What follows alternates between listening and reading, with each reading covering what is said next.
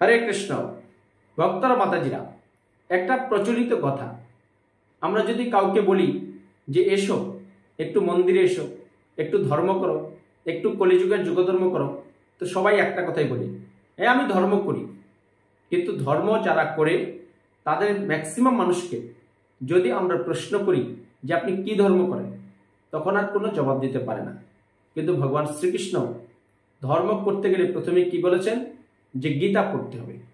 কারণ কি, এই যে গীতার 18 অধ্যায় 700 শ্লোকে বিষাদ যুগ থেকে শুরু করে মোক্ষদা যুগ পর্যন্ত যে শ্লোকগুলো আছে, প্রথমেই কিন্তু ধর্ম দিয়ে শুরু করেছেন। কাকে দিয়ে? যে জন্মান্ধ ধৃতরাষ্ট্র, তাকে দিয়ে শুরু করেছেন। আর আমাদের জীবনটাও শুরু হয় কান্না দিয়ে।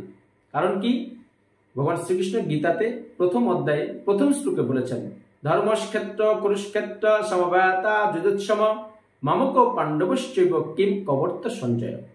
তাই কেউ যদি ধর্ম করতে হয়, যাদেরকে প্রশ্ন করলে উত্তর দিতে পারেন না, তাই ধর্ম যদি আপনি করতে চান, প্রথমে আপনাকে গীতা পড়তে হবে। কারণ গীতাতে ভগবান শ্রীকৃষ্ণ সবকিছু সিস্টেম করে দিয়েছেন।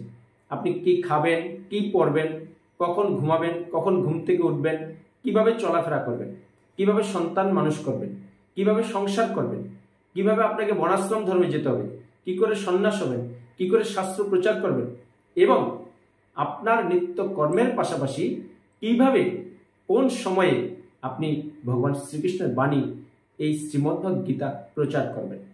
তাই ধর্ম যদি করতে চান, আপনাকে গীতা অবশ্যই পড়তে হবে।